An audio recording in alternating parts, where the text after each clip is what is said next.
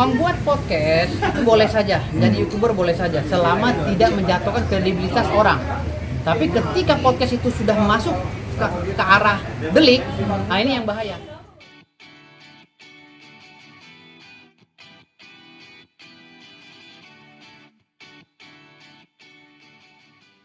Nanti biarkan prosesnya berjalan, biar polisi yang menanyakan itu. Berarti tadi kan imbasnya katanya kan dari segi job apa sih Bang, ada nggak dari segi job sendiri? Dari segi job sendiri, alhamdulillah kemarin sempat sepi tapi udah ramai lagi kata mereka. Ya parahnya, jadi udah ramai lagi ya. Karena masyarakat sekarang udah paham bahwa ini udah kita tidak terlepas dari hal-hal yang goib. Kan juga proses hukumnya Bang. Rencananya katanya mereka mau rapat semuanya apabila ini dianggap perlu ya lanjut. Tapi kan udah imbasnya udah membaik Bang dari segi job juga Bang. Iya apa nih? Oh Bang? kalau itu urusan pribadi, itu urusan pribadi mereka, gitu kan. Tapi ini kan urusan organisasi general. Total ada berapa sih Bang? Hah? Total ada berapa orang individu yang nanti bakal ikut rapat segala macam itu? Maksudnya gimana? Dari organisasi itu Ya, atau organisasi yang dukungan akan itu melaporkan ada itu. ratusan orang. Oh, ratusan orang. Dari wilayah mana aja Bang? Seluruh Indonesia, khususnya Jawa Timur, Jawa Barat, Banten, Jakarta, dan Kalimantan.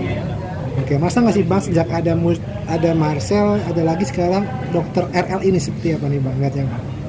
Ya itulah yang saya bilang tadi, jadi akibat dari masalah yang sepele jadi melebar kemana-mana gitu, karena mereka tidak tahu porsinya. Ini overlap, mereka ingin membela orang sepihak. Harusnya kan kalau memang Dr. RL ini sebagai media, yang pertama harus punya perusahaan, yang kedua harus terdaftar di Dewan Pers, yang ketiga harus ada mungkin diklat-diklat dari Kemenkominfo dan lain-lainnya kan gitu. Ada sertifikat wartawan pewartaan sesuai dengan Undang-Undang 40 tahun 1989. Nah ini podcastnya ada nggak? Gitu. RL itu mengaku sebagai wartawan atau dia sekedar YouTube biasa Bang? Atau YouTuber. YouTuber. Membuat podcast itu boleh saja, jadi YouTuber boleh saja, selama tidak menjatuhkan kredibilitas orang. Tapi ketika podcast itu sudah masuk ke arah delik, nah ini yang bahaya. Ketika masuk ke arah delik, dia harus menunjukkan hak legal standing dia sebagai orang yang membuat podcast itu. Haknya apa? Apakah punya PT? Sementara di SKB 3 Menteri kita tahu tentang pedoman penyempurnaan undang-undang tertentu, pasal-pasal tertentu dalam undang-undang ITE, itu kita tahu. Gitu loh.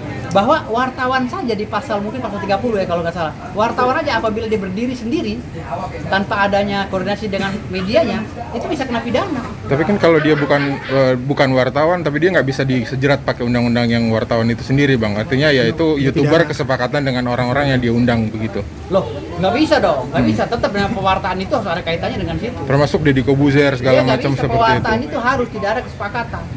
Gitu, tidak ada. Tapi itu nanti ada penilaian khusus pada saat gelar perkara dari pihak kepolisian. Nanti kan saksi ahli akan dipanggil. Bagian yang mana yang paling memberatkan menurut Abang yang menjatuhkan dibilang seperti itu? Menjatuhkan itu ya pada saat anggota LSM kita itu dibully se-Indonesia dengan dipotong-potong videonya ya kan. Yang kedua ya pada saat orang-orang debus ya kan kita tahu debus Banten dan Al-Hikmah ini adanya di orang-orang yang berkaitan dengan pencaksilat Indonesia ya, pencaksilat Islam Indonesia. Itu aja sih yang paling terberat. Dia menantang seluruh dukun dan orang-orang debus. Itu. Al-Hikmah juga. Jadi itu yang paling berat.